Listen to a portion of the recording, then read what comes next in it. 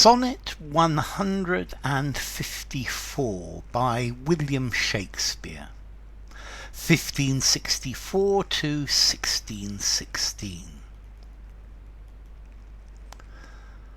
The little love god, lying once asleep, laid by his side his heart-inflaming brand, whilst many nymphs that vow'd chaste life to keep came tripping by. But in her maiden hand the fairest votary took up that fire which many legions of true hearts had warmed. And so the general of hot desire was sleeping by a virgin hand disarm'd. This brand she quenched in a cool well by, which from love's fire took heat perpetual, growing a bath and healthful remedy for men diseas'd.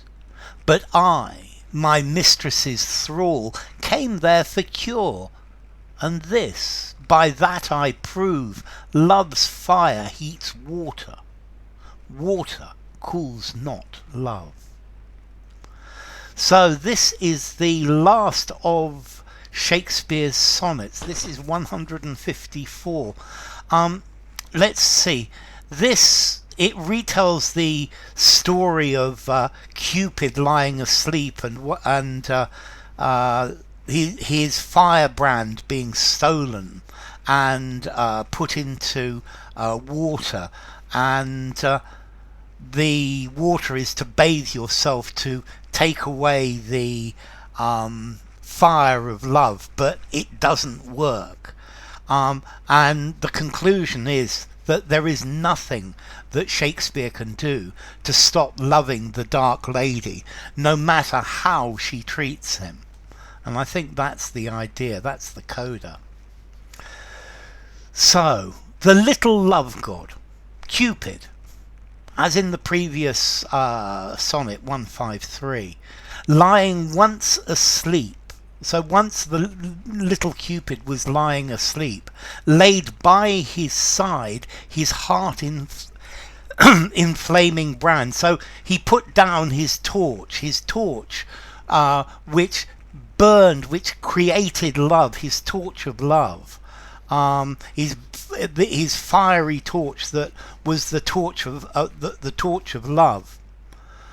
So he laid it down and went to sleep, while many nymphs that vowed chaste life to keep came tripping by, and many nymphs came walking by, came passing by, and these nymphs had had sworn to be chaste, not to sleep, to continue virgins, to live a life of chastity.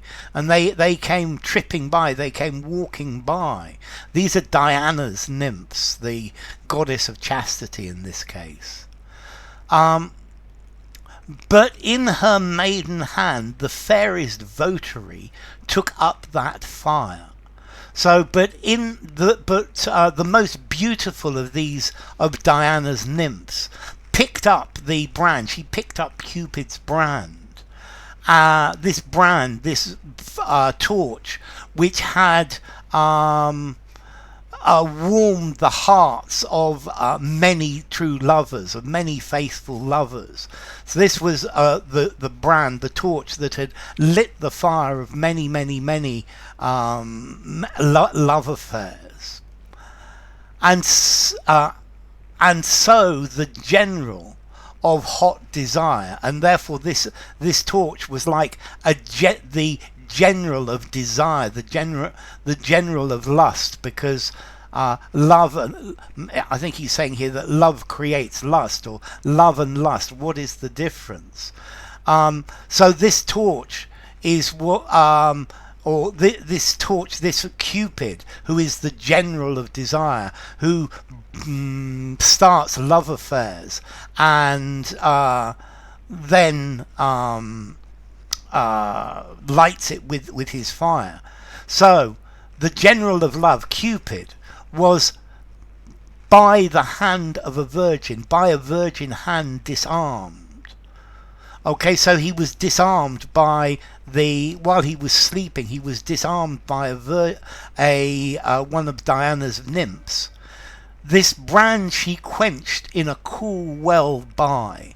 So she put the brand, this torch, this burning torch, into the water of a well, of a cold well nearby, from which love's fire took heat perpetual.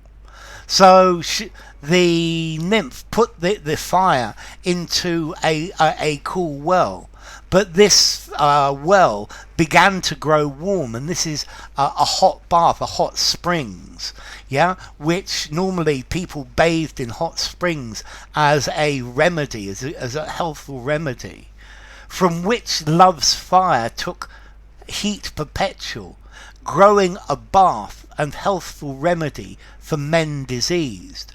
So this cold spring became a hot spring, and this hot spring was a bath, a healing bath for men who are diseased. This is a remedy for men who are diseased with the affliction of love.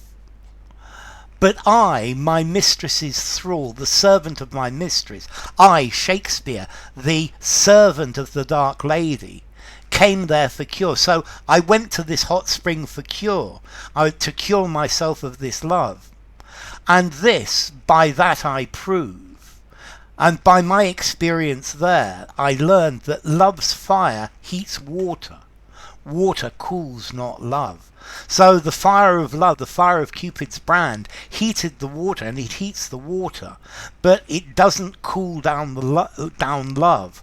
And this is clearly saying that there is no cure for love. There is no cure for his love of the Dark Lady, even if one of Diana's nymphs extinguishes it in a hot spring. His love or lust for the Dark Lady will continue perpetually.